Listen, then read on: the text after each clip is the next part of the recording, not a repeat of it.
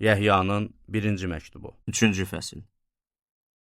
Görün ata bizə necə məhəbbət göstərib ki, biz Allahın övladları adlanırıq. Doğrudan da beləyik. Dünya onu tanımadığına görə bizi də tanımır.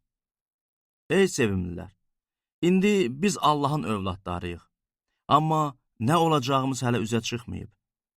Lakin bilirik ki, Məsih zuhur eləyəndə biz ona bənzəyəcəyik. Çünki onu olduğu kimi görəcəyik. Ona bu cür ümid bağlayan hər kəs o pak olduğu kimi özünü pak eləyir. Günah eləyən hər kəs qanunu da pozar. Çünki günah qanunu pozmaqdır. Siz bilirsiniz ki, Məsih günahları aradan qaldırmaq üçün zühur elədi. Onda günah yoxdur. Onda qalan hər kəs günahını davam elətdirməz. Günahını davam elətdirən hər kəs nə onu görüb, nə də onu tanıyır. Ey övladlar, heç kəs sizi aldatmasın. Salih iş görən şəxs, Məsihin salih olduğu kimi salihdir. Günahını davam elətdirən şəxs iblisdəndir. Çünki iblis başlanğıcdan bəri günah eləyir. Allahın oğlu buna görə zühur elədi ki, iblisin əməllərini puça çıxarsın. Allahdan doğulan heç kəs günahını davam elətdirməz. Çünki Allahın toxumu onda qalır. O, günahını davam elətdirə bilməz, çünki Allahdan doğulub. Kimin Allahın övladı, kiminsə iblisin övladı olması bundan aydın olur.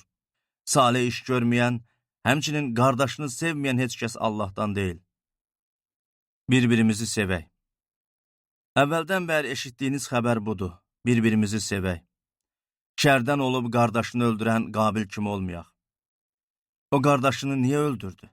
Ona görə ki, öz əməlləri şər, qardaşının əməlləri isə salih idi. Beləliklə, qardaşlar, dünya sizə nifrət eləyirsə, heyrətlənməyin. Qardaşlarımızı sevdiyimizə görə biz bilirik ki, ölümdən həyata keçmişik. Sevməyənsə ölümdə qalır. Qardaşına nifrət eləyən hər kəs qatildir. Bildiyiniz kimi, heç bir qatil özündə qalan əbədi həyata malik deyil. Məhəbbətin nə olduğunu bundan anladıq ki, Məsih öz canını bizim üçün fəda elədi. Biz də öz canımızı qardaşlarımız üçün fəda eləməliyik. Əgər kimsə dünya malına sahib olarkən qardaşını ehtiyac içində görüb ona rəhmi gəlmirsə, Allah məhəbbəti onda necə qala bilər? Ey övladlar, sözdə və dildə deyil, əməldə və həqiqətdə sevək. Bundan həqiqətdən olduğumuzu biləcəyik və ürəyimiz bizi məhkum eləyirsə, ürəyimizi Allahın önündə sakitləşdirəcəyik. Çünki Allah bizim ürəyimizdən üstündür və hər şey bilir. Ey sevimlilər, əgər ürəyimiz bizi məhkum eləmirsə, demək Allahın huzurunda cəsarətlə danışa bilərik və ondan nə diliriksə alırıq. Ona görə ki, onun əmrlərinə riayət eləyirik və önündə ona məqbul olan işlər görürük. Onun əmri də budur ki, biz onun oğlu İsa Məsihin adına iman eləyək və onun bizə əmr elədiyi kimi bir-birimizi sevək. Onun əmrlərinə riayət eləyən şəxs Allahda, Allah da onda qalır. Onun bizdə qaldığını bu yolla, bizə verdiyi ruh vasitəsilə bilirik.